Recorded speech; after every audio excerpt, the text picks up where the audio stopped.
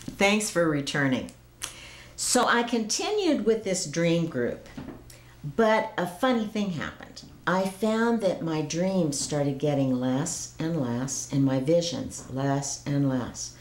I stopped receiving the visions in my meditative state, and at least I stopped remembering what they were, being able to retrieve them when I came back out of my meditations, and I wasn't dreaming nearly as much. And I said to my husband one day, I need a shaman.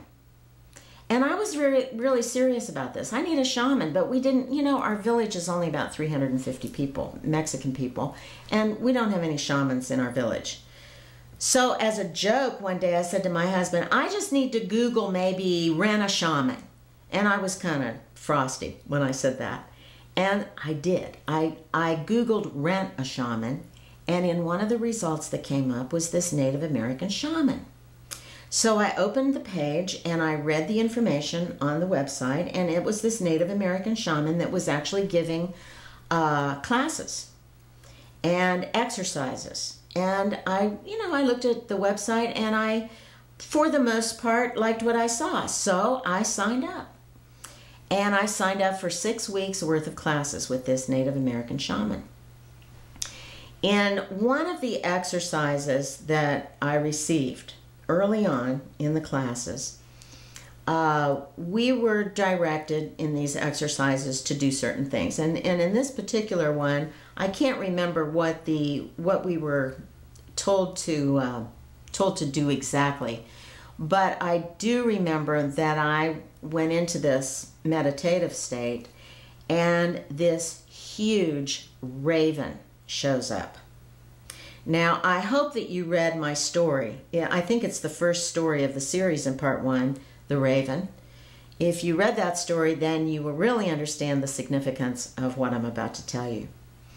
This raven shows up, this huge raven. And in my, I'm with this raven in this vision state, and I said, are you the same raven who scared me to death when I was a child? And he said, yes, I am. Really gentle countenance. And I said, why did you do that to me? I was only 4. And he said, I frightened you. I had a twofold purpose. And I said, well, what was that? And he said, I needed to scare you sufficiently so that you would never forget me. And I said, well, I've never forgotten you. And he said, then my purpose has been fulfilled. And I said, well, you said it was a twofold purpose. What was the other purpose? He said, I scared you so badly so that it would scare your mother so badly that she would stop sending you out at night by yourself to wait in the car for her. And I said, really? What was so bad about her sending me in the car to wait for her while she locked up the house? He said, because he said you had developed a routine, and it was a very predictable routine. And he said there was someone in your neighborhood who noticed this routine. And there was someone, the same someone, who watched night after night the same routine, waiting for that one perfect opportunity to do something to you that would not have been congruent with your purpose here. And we couldn't let that occur. And so I showed up that night to scare you so that your mother would stop sending you out to stay in the car while she locked up the house. He said, furthermore, the night that I arrived, that person who had ill intent for you was there. And the opportunity was perfect because of the way your mother had parked the car. The opportunity was perfect for him to take you and do something very, very bad to you. And I said, thank you. he asked me, he said, "Did your mother stop sending you outside at night after that?" And I said, "Yes, she did." And he said, "Well, I already know that, and I already know that my purpose in that has been fulfilled."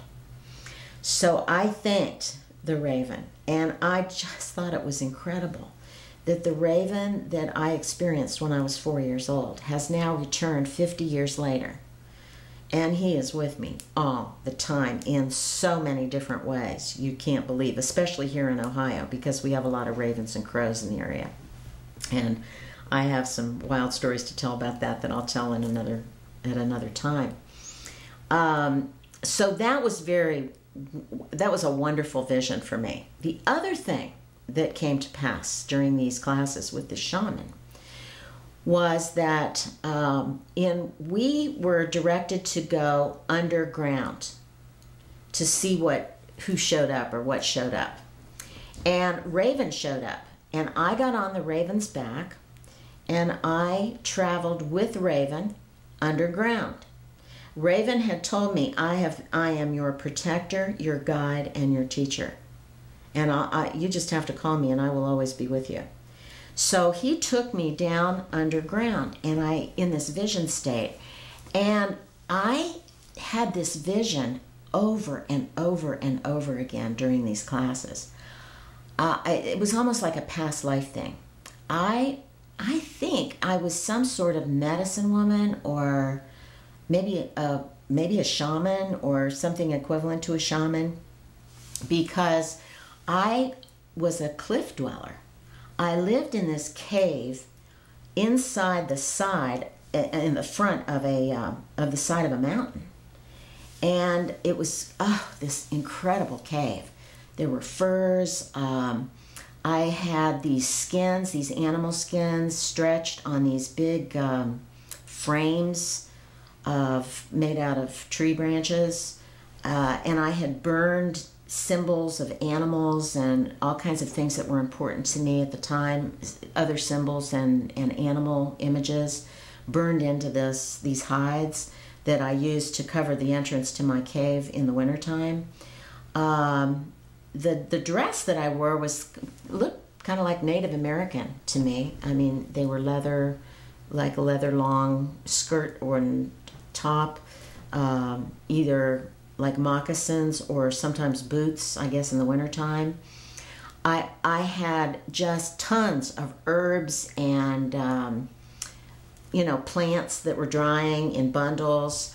I had these stone things that I had carved, these bowls out of these stones, and I think I had animal fat or something that I could light in my cave. I could light this oil or whatever was in these bowls. I think it was animal fat for light. And then there was this other thing in my cave. It was a natural stone or rock formation inside my cave, and it was called Manku. And I could stand before the Manku, which was nothing more than this.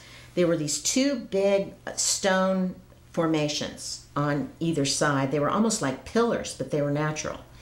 And if you breached the space between these pillars, you could enter other realms just effortlessly. And even standing before, if you didn't pass through this opening, if you just stood before it, you could see inside this into another dimension, into other realities. There was always a man, an old man, standing in there. And I think it's really interesting that I had this vision, because when I was in kindergarten or first grade, I was drawing pictures of a place I called Utah. I had no connection to Utah. Well, I think 50 years later, I'm finding out what those pictures that I used to draw when I was a little kid, the lady with the spiral arms in Utah, I think I've discovered what that was all about. So I'll continue with more stories, and I hope you join me again. Thanks for watching.